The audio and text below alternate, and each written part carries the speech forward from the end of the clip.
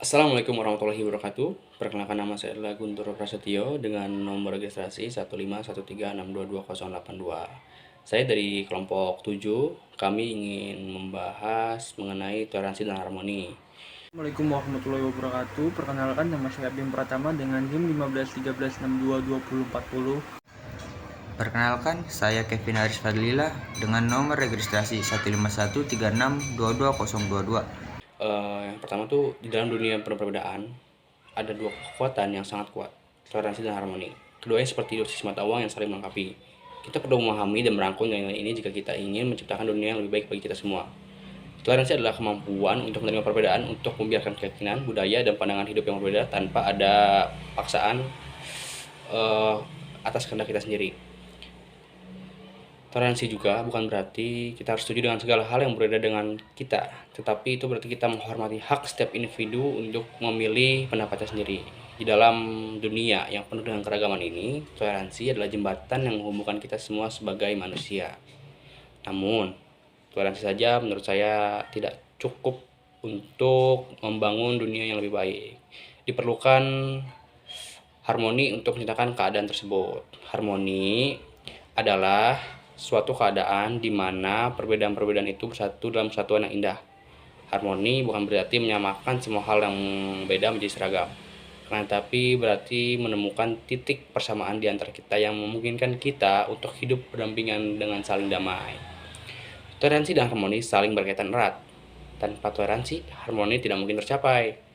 Toleransi membebaskan kita dari prasangka dan memungkinkan kita untuk saling belajar satu sama lain. Sementara itu, harmoni sendiri membutuhkan upaya kolektif. Kita harus belajar mendengar satu sama lain, menghargai perbedaan, dan mencari solusi yang paling menguntungkan untuk mewujudkan toleransi dan harmoni ini. Oke, lanjut saja. Toleransi dalam konteks agama berarti mengakui dan menghormati keberagaman, keyakinan, dan praktik spiritual yang ada di dunia ini.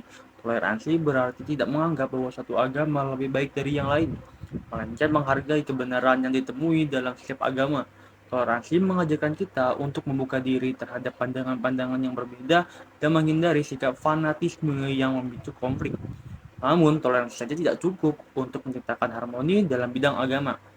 Harmoni memerlukan dialog, pemahaman, dan kerjasama antara para penganut agama yang berbeda. Harmoni berarti menciptakan ruang yang aman bagi setiap individu untuk mengamalkan agamanya tanpa takut akan diskriminasi ataupun kekerasan.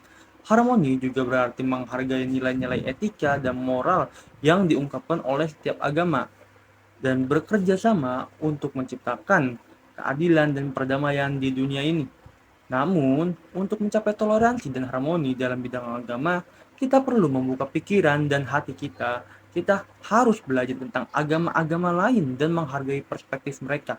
Kita perlu mengevaluasi prasangka dan prasangka negatif yang mungkin kita atasi mereka. Kita perlu berkomitmen untuk membangun jembatan antara agama-agama dengan mengadakan dialog, kerjasama, dan proyek bersama yang mempromosikan pemahaman dan perdamaian.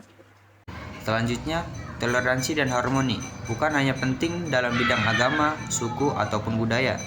Nilai-nilai ini harus terus tercermin dalam setiap aspek kehidupan kita. Mereka relevan dalam politik, ekonomi, pendidikan, lingkungan, dan hubungan antar manusia. Jika kita ingin menciptakan dunia yang lebih baik, kita perlu menerapkan toleransi dan mencari harmoni dalam setiap bidang kehidupan kita. Adapun dalam dunia politik, toleransi berarti menghormati dan mengakui hak setiap individu untuk berpendapat dan berpartisipasi dalam proses pengambilan keputusan. Ini berarti mendengarkan dengan penuh perhatian, menghargai keragaman pendapat, dan bekerja menuju konsensus yang menguntungkan semua belah pihak. Harmoni dalam politik berarti menciptakan lingkungan di mana persatuan dan kerjasama lebih diutamakan daripada konflik dan perselisihan. Adapun dalam konteks ekonomi, toleransi berarti menghargai dan menghormati beragam model bisnis, praktik perdagangan, dan kepentingan ekonomi yang berbeda. Ini berarti mengakui bahwa setiap individu atau kelompok memiliki hak untuk mengejar keuntungan dan kemakmuran mereka sendiri, selama itu dilakukan secara etis dan bertanggung jawab.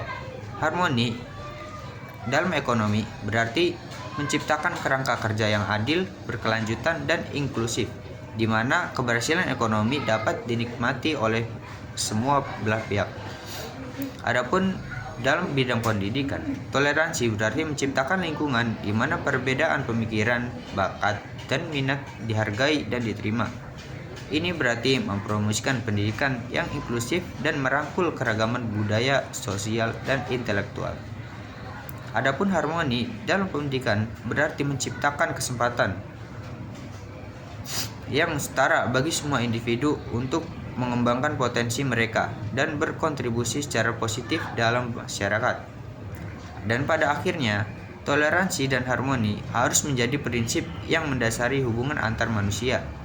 Mereka harus membimbing kita dalam menghormati hak asasi manusia, mengatasi prasangka dan diskriminasi,